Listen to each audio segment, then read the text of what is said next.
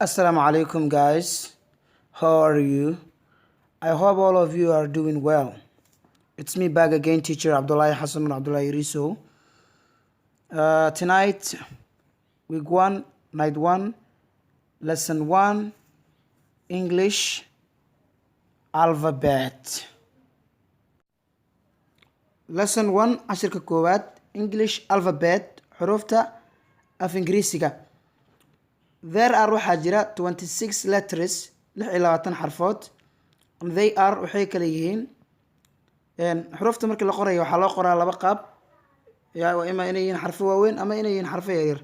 Xarfaha waaweynka ku hormari doona waxaa loo yaqaanaa capital letters A B C D E F G H I J K L M N O P Q R S T U V W X Y Z waa 26 xarfood oo guud ahaan sidoo kale waxaa loo qaybiyaa laba qaybood, qayb la yiraahdo consonants iyo qayb la yiraahdo vowels.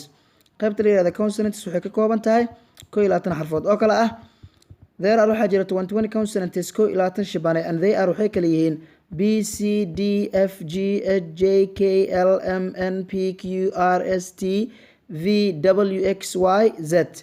qaybta kale waxaa la yiraahdaa vowels waxayna ka kooban tahay 5 xarfood. There are waxaa jira 5 vowels 5 shaqalo and they are waxay kala yihiin A E I O U. marka guud ahaan akhyaarey waxaad ogaataan in xarfaha Soomaaliga iyo xarfaha Ingiriisiga ay iskaga mid yihiin qoraalka iyo tirada, yani waa 26 iyo 26 waxayna ku kala duwan yihiin min 3 xarfood oo kala ah Soomaaliga sha qa iyo dha, Ingiriisiga B for Ben, V iyo Z. aad iyo aad u mahadsantihiin casharka xiga iyo sidaa nabadgelyo.